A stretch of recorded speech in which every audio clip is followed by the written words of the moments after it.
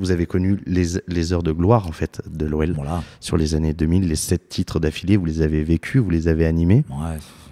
Quels souvenirs vous en avez de cette, Les de souvenirs, cette période? on en a plein. C'est un méli-mélo de souvenirs. C'est une avalanche. C'est extraordinaire. YB Voice. Bonjour et bienvenue sur YB Voice, c'est Yannick, vous écoutez l'émission Aller au stade. Dans ce deuxième épisode, nous serons en compagnie de Dominique Grégoire, qui a été pendant 17 ans le speaker de l'Olympique Lyonnais dans l'ancien stade, au stade de Gerland, entre 1998 et 2015. YB Voice. Bonjour Dominique, Bonjour. comment ça va? Ouais, très bien. Est-ce que Bien content de vous recevoir. chez vous, ici à Dessines, dans votre atelier, À 5 minutes du stade. du nouveau stade, Du nouveau stade. est-ce que vous pouvez vous présenter en quelques mots? Dominique Grégoire, j'ai 69 ans. Je suis né un vendredi 13 juillet.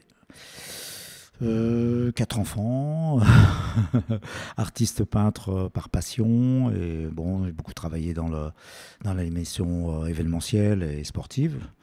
Donc j'ai touché pas mal de sports comme le basket, le tennis et bien sûr le football. Voilà, donc passionné de sport et d'art en général. Quand je vous dis le mot stade, Dominique, qu'est-ce qui vous vient à l'esprit en premier? Stade, c'est souvenirs d'enfance, déjà en premier. Souvenirs d'enfance, mon père était footballeur au cheminot du Cascol à Oulin. Et il m'emmenait au stade. C'est quelque chose que j'ai découvert assez jeune et j'étais assez ébloui par l'enceinte elle-même. Le brouhaha, les couleurs, les gens qui chantaient, qui sifflaient. J'étais assez admiratif et en même temps impressionné. Donc c'est un petit peu ça qui me vient à l'esprit en premier. Mais après, forcément, vu la carrière que j'ai faite à Gerland, il y a plein d'autres éléments qui viennent en lieu, avec de la passion, la ferveur, des choses un peu moins bien. Enfin, il y a souvent des débordements qui sont pas terribles, mais aussi beaucoup de plaisir, et puis surtout un lieu où on pratique le sport, où il y a du partage, où il y a des émotions, des victoires, des défaites. Et avec du recul, est-ce que vous vous êtes dit que être speaker dans un stade, c'était votre métier ou c'est toujours resté une passion? C'est un peu les deux. Hein. Avant de faire l'Olympique Lyonnais, j'ai fait pas mal donc métier, mais aussi forcément passion. Parce que quand tu rentres dans un stade, ou du moins quand tu rentres à l'Olympique Lyonnais, chose qui était mon club de cœur, de toujours, puisque je suis lyonnais, donc ça devient quelque chose de plus intime, de plus profond, de plus en dehors du métier lui-même, quoi. C'est ce qui va donner aussi du caractère et aussi une façon de faire. Et est-ce que vous auriez pu être speaker, mais pour le club voisin, Saint-Étienne? Non. non, parce que je pense que quand on est speaker, c'est pas un métier ordinaire. Enfin, pour un club professionnel, hein, sur un club de sport professionnel comme l'OL, on est engagé dans quelque chose avec un environnement, avec de la passion, avec des choses. Donc forcément, on baigne dedans aussi. Donc si t'as pas le cœur bleu, blanc, rouge, bleu, rouge et bleu, comme ils disent. Les supporters. Donc, ça demande de l'authenticité. Voilà, c'est ça. Plus que effectivement du professionnalisme, on va dire, entre guillemets. Vous m'avez dit qu'avant d'être speaker à l'OL, vous avez fait pour le tennis, pour le basket. Ouais. Vous étiez dans quel endroit? J'ai fait le basket d'abord dans mon club, à l'AL Gerland-Mouche, où j'ai commencé par les petits tournois, des matchs événements. Et j'ai été sollicité par le club de l'Élan Chalon. Élan Chalon, donc il m'a engagé, mais j'étais déjà... j'ai fait les années aussi, ou en même temps avec l'OL aussi. J'ai travaillé pour l'Asvel, puis pour pas mal d'autres clubs, des tournois internationaux. J'ai fait le All-Star Game à Chalon-sur-Saône aussi. J'ai fait des matchs de haut niveau. Et puis le tennis, j'ai fait pas mal d'animations dans des gros tournois événementiels comme la Nesty Tennis Cup, le Trophée des meilleurs, des trucs comme ça. J'ai fait pas mal de choses. Des gros événements. Des gros événements. Et d'où vient cette envie de prendre le micro justement dans les stades Comment vous avez eu envie de faire ce métier? En fait, ça vient assez naturellement puisque c'était, on va dire, mon métier depuis 1989, je crois. Oui, 89. On a créé une société avec mon ami Régis Betoul, qui était champion du Lyonnais de tennis à ce moment-là. On a créé une société d'animation. Donc moi, j'ai pas mal baroudé à ce niveau-là. Donc déjà, au départ, quand on a la fibre de l'animation. Déjà, moi, je faisais des choses dans mon petit club de basket, etc. Je prenais le micro, etc. Donc c'était quelque chose qui m'a plu tout de suite. Comme tous les animateurs micro, c'est quelque chose que l'on a et qu'on va faire avec plaisir. Donc moi, après, c'est devenu mon métier. Donc forcément, avec des expériences qui t'enrichissent, qui te font devenir meilleur, plus professionnel. Et après, le foot, on est venu me chercher. Monsieur Marino Faccioli, Olivier Blanc, l'Olympique Lyonnais, ils me connaissaient. Donc ils savaient comment je travaillais. Donc ils sont venus me chercher, on s'est mis d'accord. Et moi, le foot, pour moi, Gerland, c'était énorme, puisque quand j'étais petit, comme je vous l'ai dit précédemment, donc, mon père m'emmenait, et moi j'avais été marqué par la voix de Noël Aymar, mon modèle. L'ancien speaker. Ouais, l'ancien speaker, un des premiers speakers à Gerland. Il faisait un peu tout là-bas. C'est un homme extraordinaire que j'ai eu la chance de rencontrer après dans le tennis, puisqu'il était juge-arbitre. Donc là, la voix m'avait marqué, et c'est quelque chose d'assez émouvant lorsque j'ai été choisi pour le faire, parce que tout de suite, ça m'a remémoré des souvenirs d'enfance, et c'était terrible. À cette époque-là, vous aviez le pressentiment que vous alliez faire une longue carrière avec l'OL? Pas du tout, pas du tout. On se lançait un peu pas dans l'aventure, mais au moins, moi le foot, j'avais fait déjà un match avec mon collègue de Paris, le speaker de l'époque, François Paris Saint-Germain. Il m'avait invité sur un match pour l'anniversaire du club du Stade Malherbe de Caen. Il jouait contre Marseille à l'époque, la grande équipe de Marseille de l'époque. J'avais fait l'animation avec lui. Donc ça me plaisait énormément, ça m'avait beaucoup plu. Donc avec l'OL, c'était aussi mes premiers matchs à Gerland. Donc c'est pas évident tout de suite, parce qu'une enceinte ouverte, c'est pas la même chose que dans une salle comme le basket. Dans une salle, ouais. Ça résonne moins. Puis l'interactivité n'est pas la même. Donc les premiers temps, fallait faire s'adapter. Vous vous souvenez de votre première fois? Oui, je me souviens très bien, oui, bien sûr. C'était quel jour? C'était génial. Le jour, je ne me rappelle pas exactement, mais je sais que c'était en 98, tout de suite après la Coupe du Monde. Il y avait la ferveur? Il y avait la ferveur, bien sûr, il y avait la ferveur. On jouait Toulouse, je crois. Oui, Toulouse, il me semble qu'on jouait Toulouse. Premier match, un gros score. Ça marque des buts dans tous les sens, c'était génial. Les premiers matchs, beaucoup d'appréhension, bien sûr, avec le trac, normal. Mais ça s'est bien passé. J'ai bien aimé le retour que j'ai eu avec les dirigeants. Et puis après, il a fallu faire sa place. C'est ça. Le foot, c'est un peu spécial dans la mesure où il y a l'influence des groupes de supporters. Et eux, ils ont leur propre activité à des moments forts, etc. Donc au début, il faut prendre ses marques. Il faut pas trop se monter les uns sur les autres. Du moins, moi, il ne faut pas que je fasse trop d'interaction avec eux. Voilà. Donc ça, c'était une chose qu'il a fallu que je m'adapte. Et après, petit à petit, on s'y fait. On prend ses marques, on met son empreinte, on apporte quelque chose. Et puis voilà, après, les années se sont enchaînées. J'étais tout content, parce que forcément c'était quelque chose qui me plaisait énormément. À quoi ça ressemblait un jour de match en tant que speaker? Une journée type? Une journée type, il y a une routine, comme un peu les footballeurs, les dirigeants, les gens qui sont un peu superstitieux, etc. On a une routine. Donc moi, préparation, j'arrive 3 heures avant le match. Déjà en amont, je prépare moi. Je me prépare la veille, je récolte des informations sur l'équipe visiteuse, sur l'actualité du club, sur les infos que je vais devoir donner, etc. Donc il y a un petit peu un travail en amont. Donc je prépare mes fiches. Et après, la routine du jour, c'est 3 heures avant le match, on se gare au même endroit, on rencontre des gens, la fourmilière, on rencontre les acteurs du terrain, c'est-à-dire les gens de la sécurité, les hôtesses d'accueil, les dirigeants, après les joueurs, il y a une routine qui s'installe avec des repères comme ça. Après, on monte dans la cabine, on fait les essais, on lance la musique, on dit 2-3 petites bricoles, on se fait la voix, etc. Après, bim, le palpitant commence à monter parce que l'heure avance. Ouais. Et après, on a un conducteur. Bon, moi, les premières années, c'est moi qui le faisais, mon conducteur, parce que bon, je faisais un peu tout, la musique. J'avais un copain qui était avec moi dans la cabine et il me balance. On avait le programme de musique, mais après, tout le reste, c'était plus ou moins mon affaire. Je faisais les pubs, je faisais les premiers messages, etc., etc. Et après, au fil des années, ça s'est codifié, ça s'est mis en place avec un canevas plus précis. Mais après, la routine, elle s'installe. Après, on suit le conducteur. Donc là, ça monte, et les ambiances, le public arrive, tout ça. Voilà, c'est ça la routine.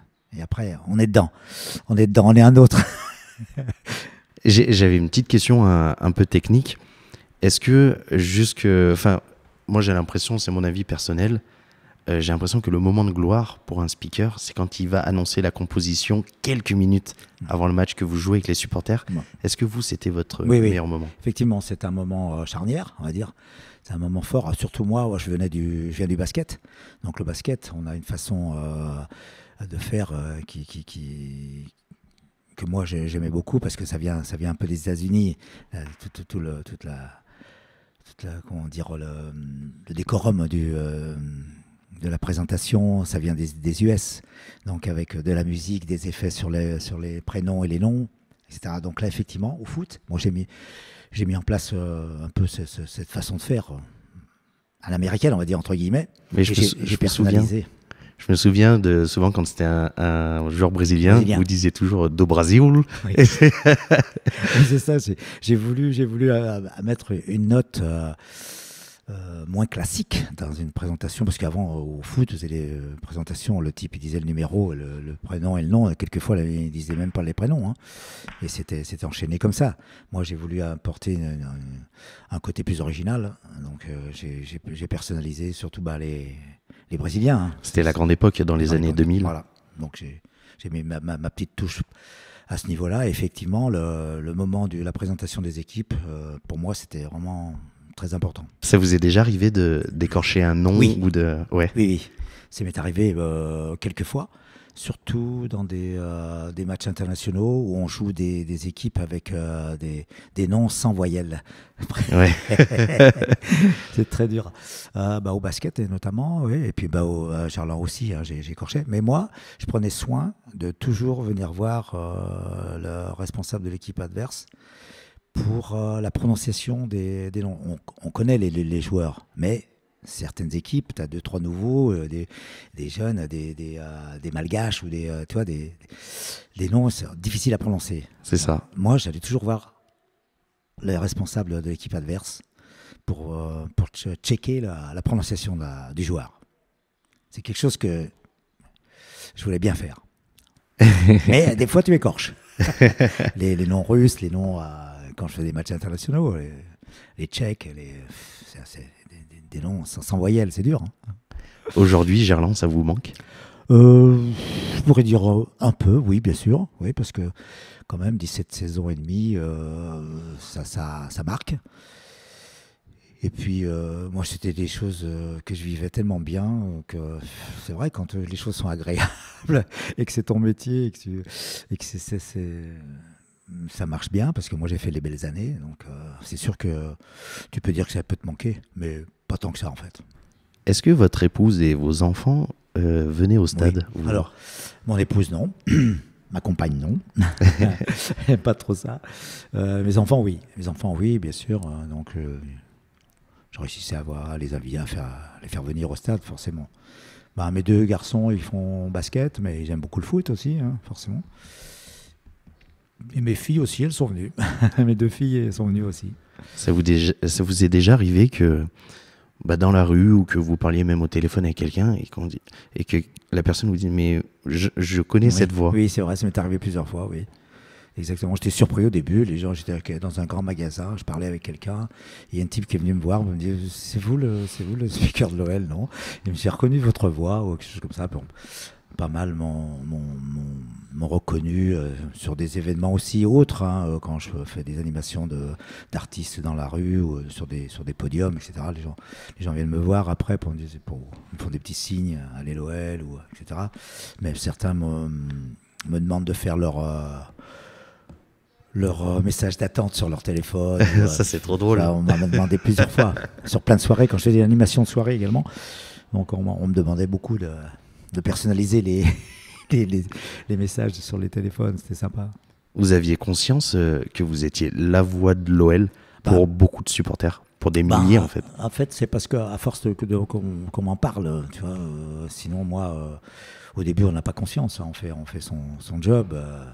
On sait qu'on fait le speaker de l'OL, hein, on sait bien sûr, mais on n'a pas conscience que effectivement ça peut impacter, imprégner autant les gens, du moins les supporters, hein, bien sûr. Donc, et je l'ai petit à petit, je l'ai perçu parce que on m'en parlait souvent. Donc beaucoup de jeunes me disaient vous avez bercé ma jeunesse, votre voix, tout ça. Vous êtes une légende.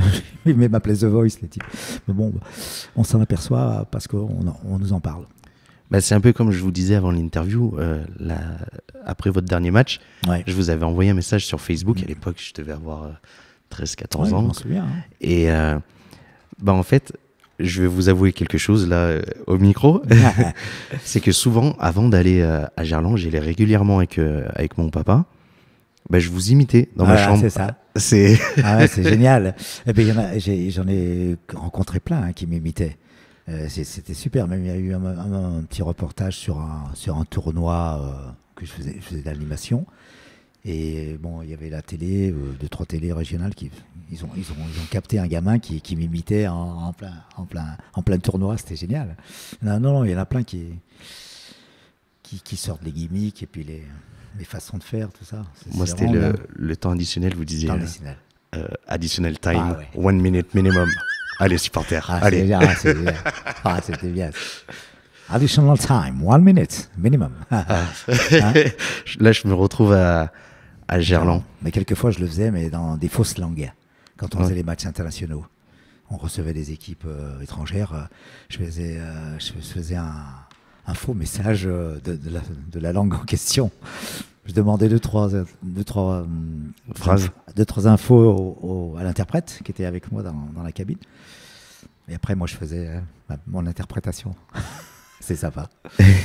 On va reparler un peu du coup, vous avez connu les heures de gloire en fait de l'OL. Voilà. Sur les années 2000, les 7 titres d'affilée, vous les avez vécus, vous les avez animés. Ouais. Quels souvenirs vous en avez de cette, cette période? On en a plein, c'est un méli-mélo de souvenirs, c'est une avalanche, c'est extraordinaire. Après, c'est difficile d'en sortir 1, 2, 3, parce qu'après j'en dis un, mais après il m'en vient un autre, etc. C'est magnifique. Le premier titre, c'était monstrueux. La dernière journée contre Lens, tout y était. Le beau temps, la ferveur des deux camps. Les supporters lensois, ils sont géniaux aussi, hein, faut le reconnaître. Hein. Ils étaient très respectés d'ailleurs dans tous les stades. Hein. L'incertitude de l'échéance du match, titre ou pas, c'était l'un ou l'autre. Hein. Tout y était, mais ce jour-là, j'étais vraiment décontracté. Je sais pas pourquoi, je sentais le truc, je sifflotais, comme si on allait. C'était sûr qu'on gagnait. Tout était rassemblé, c'était un souvenir magnifique. Et puis en plus, ferveur, c'était envahi de couleurs. Je me souviens, c'était extraordinaire. Le bruit, c'était magnifique. Après, il vient des souvenirs magnifiques avec la Coupe d'Europe, les buts de Sydney, de Karim, de Johnny, de Sonny. Tout ça, tous ces trucs mêlés, c'est magnifique. Le contact avec les joueurs, les embrassades, c'était magnifique. Vous aviez une reconnaissance des joueurs et du club qui... En fait, vous étiez le rôle numéro 1 de faire lever les supporters, de faire lever les foules, Ouais. d'encourager. Est-ce que derrière, il y avait une bonne reconnaissance des joueurs? Je dois avouer que c'était vraiment des super années parce que moi, j'ai fait les belles années où ça gagne. Je pensais à mes collègues des autres stades qui, eux, sont dans les bas-fonds du classement ou avec 3-4 000 personnes dans le stade vide, etc. C'est plus compliqué, hein. Moi, j'avais un stade vide tous les matchs. Hein. Un stade plein, pardon, tous les matchs. Donc, avec de la ferveur, avec de l'enthousiasme. C'était beaucoup plus facile à faire lever faire le public, hein, c'est sûr. Hein. C'était magnifique.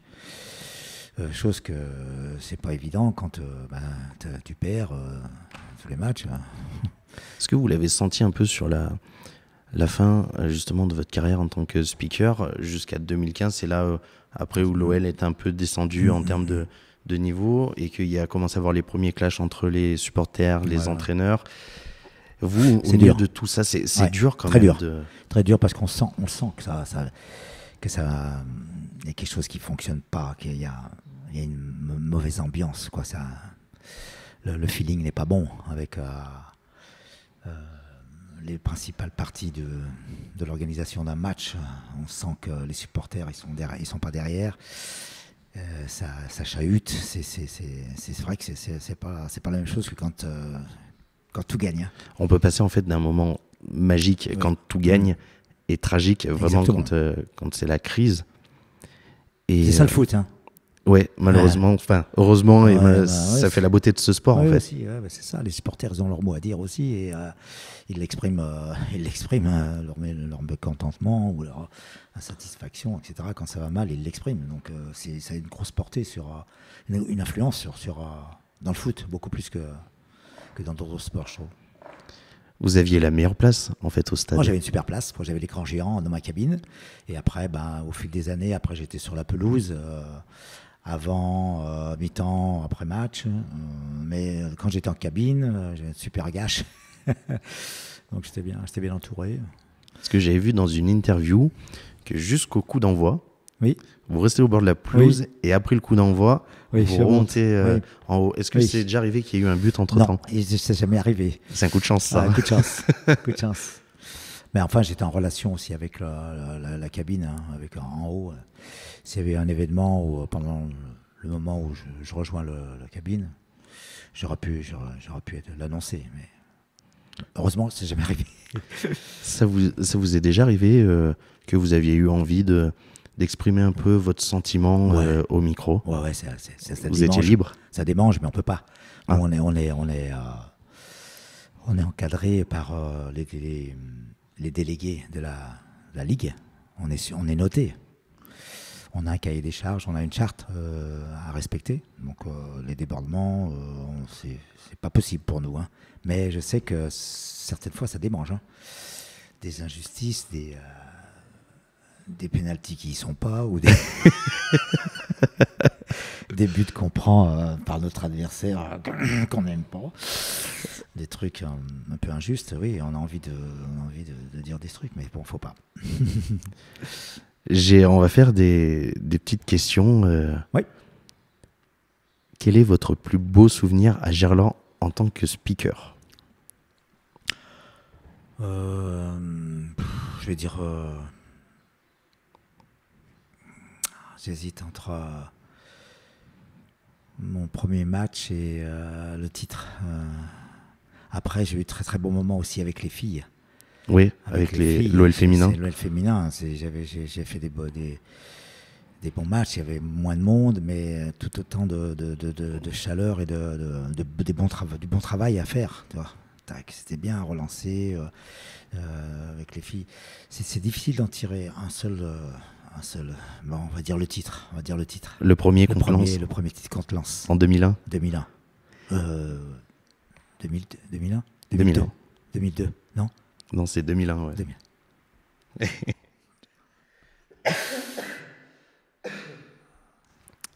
Et votre plus beau souvenir en tant que spectateur à Gerland?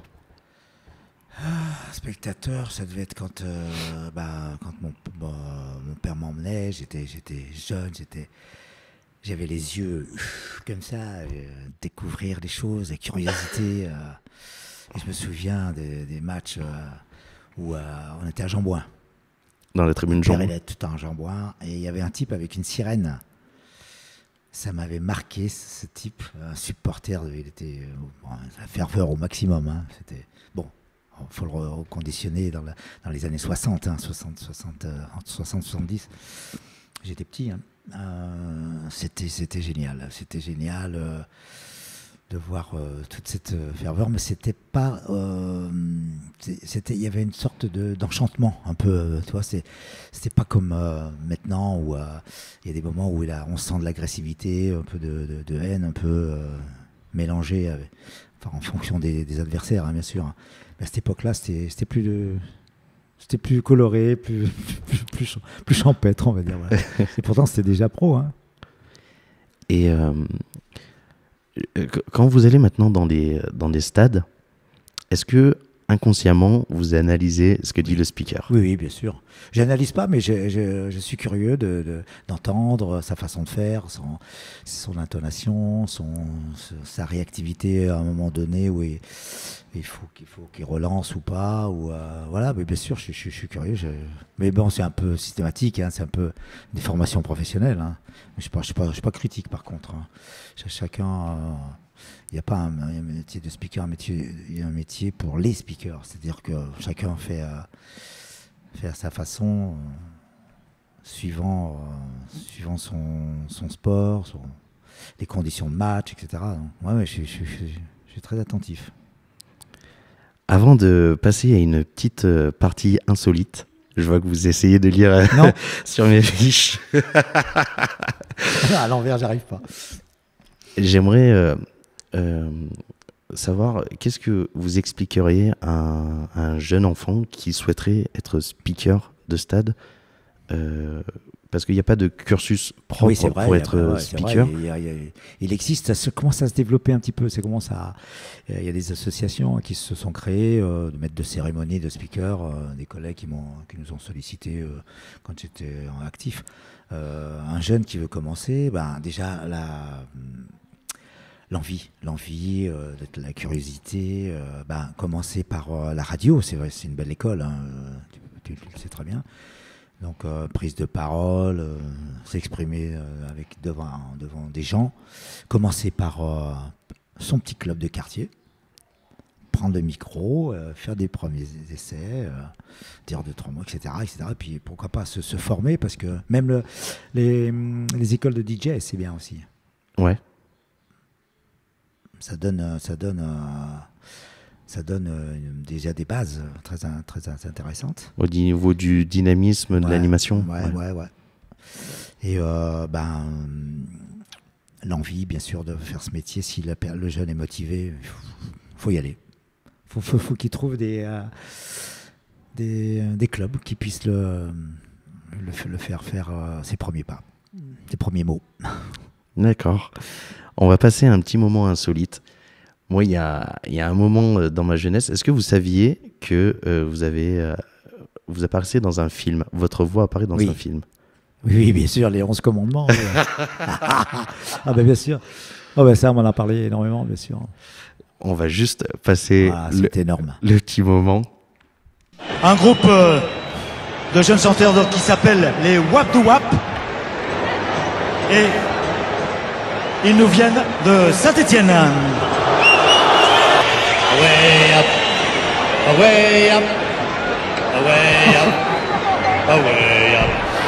Dans la jungle, terrible la jungle, le lion est mort ce soir. Oh là là, ce moment. C'était le 13 septembre 2003, à la mi-temps de OL-OSR. Énorme. Le groupe s'appelait le Wap to Wap, mais c'était le groupe de Michael Youn, Vincent Dezania et leur bande pour les films Les 11 Commandements. Alors, un super moment pour moi, je vous le dis. Hein. Ouais. Parce que vous le saviez avant? Parce que ils m'ont appelé l'avant-veille. Les dirigeants de l'OL m'ont appelé. Le son d'ailleurs, il est génial, hein, le son là. Hein. On capte bien. Hein. Donc ils m'ont appelé, ils m'ont dit voilà, il y aura un événement pour le prochain match contre Auxerre. Faudrait que tu fasses 2-3 choses. Est-ce que tu es libre demain? Donc c'était la veille du match. Hein. Donc on a une répétition, etc. Donc faudrait que tu viennes voir. Il m'avait pas trop parlé. Donc le lendemain, le jour de la répétition, ils m'ont dit voilà, tu vas rencontrer l'équipe de Michael Youn, de Sanya, toute sa bande. Ils vont t'expliquer leur projet. C'est une scène d'un film qui va se faire en one shot, c'est-à-dire ils vont tourner la scène en direct. Et faut que tu les rencontres pour qu'ils t'expliquent comment ça va se passer. Et donc c'était la veille. Donc je suis allé à Gerland. Ils étaient en train de répéter là-bas. J'ai retrouvé les types, ils sont comme on les voyait à la télé. Hein. Super décontractés, très sympas. Bande de fous. Hein. Il délirait complètement, il rigolait tout le temps. Très bien accueilli. Michael Youn, il m'expose son projet. Il me dit moi, il faut qu'on se fasse huer, il faut qu'on se fasse siffler, il faut qu'on nous insulte. Faut que il m'avait un peu expliqué le canevas du film, hein, les 11 commandements, etc. Alors nous, on a pensé à quelque chose, mais toi, peut-être que tu vas nous guider, tu vas peut-être nous donner des idées pour que ça marche, parce qu'on n'a qu'une seule prise. Il faut que ça marche. Là. Je lui dis ouais, qu'est-ce que vous avez comme idée? Nous on voudrait chanter un chant. Le lion est mort ce soir. je lui dis ouais, c'est vrai, c'est un peu, ça pince un peu. Je dis, face au bad gun. Ouais, face au bad gun. Ouais. Je lui dis ouais, pour vous faire siffler, il faudrait que je parle de Saint-Étienne. Voilà. Voilà, on s'appelle les Wap du Wap et voilà, je lui dis ouais, moi là, voilà, il me dit qu'est-ce que t'en penses, c'est bon ça? Je lui dis là c'est garanti, là c'est sûr que là vous allez vous faire défoncer. Hein. Voilà, donc on s'est vu un petit peu, on a calé le timing à tel moment, etc. On a tout bien, tu te mettras là, nous on va être là, etc. Donc tout était bien cadré. Et puis voilà, le jour du match, bim, il faisait beau, c'était génial. Bon, j'appréhendais un peu, je te le dis, hein, franchement, j'appréhendais un petit peu, effectivement. Parce que, ok, ils vont se faire siffler, mais comment les supporters vont le prendre, tu vois, par rapport au fait qu'ils fassent ça. Donc moi, j'ai annoncé le truc, mais j'avais préparé un message, des annonces après leur passage, pour expliquer le truc, tu vois. Donc effectivement, effet garanti, ça s'est super bien passé. Ils ont été hués. Les images, le pro, c'était excellent. C'était excellent. J'ai trouvé excellent. Par contre, j'ai dû bien sûr bien expliquer après que vous étiez témoin et acteur d'une scène du prochain film de Michael Youn et toute sa bande. Vous ne les avez peut-être pas reconnus, mais c'était bien Michael Youn et de Sanya et toute sa bande. Voilà, c'est un film un peu déglingue où ils prennent que des casquettes, etc. Donc, vous avez été les acteurs, donc on vous remercie pour. Mais après, certains supporters avaient critiqué le fait d'avoir autorisé à faire ça. Ils s'étaient plaints un peu. Ils ont pris ça pour une humiliation. Ouais. Mais bon, moi je trouve que c'était rigolo. Vous l'avez vu le film? Ouais. Quand on voit le film. On se dit, voilà. C'est aussi du génie. C'est ça, c'est dans le contexte. Il faut le voir dans ce contexte-là. C'est vrai que si on le prend au premier degré, c'est pas bon. Mais vu dans le contexte de leur film, c'était génial. Ah ouais, c'était un bon moment. Il y a Raymond Domenech qui m'avait dit, putain, le film, le match d'après, il m'avait dit, putain, le match où... Après, il y avait un match à Gerland où le film venait de sortir. Donc il y avait Raymond Domenech, et d'autres, il venait toujours me saluer un peu. Il m'avait dit, putain, le film. Il est top. C'est quelque chose. Merci Dominique de m'avoir reçu chez vous et d'avoir répondu à mes questions. Merci Yannick, c'est très sympa toujours de parler de tout ça, de tous ces bons souvenirs. Et puis bonne chance pour ton avenir à toi. Merci. On va se retrouver tout à l'heure dans une autre émission qui s'appelle Un moment convivial, toujours avec YB Voice. On sera en compagnie de Marine Lacroix, une illustratrice, et de Clémence Leproux, une artiste musicale. Donc on se retrouve dans quelques minutes sur la nouvelle émission. Avec plaisir. Merci, au revoir. Au revoir. YB Voice.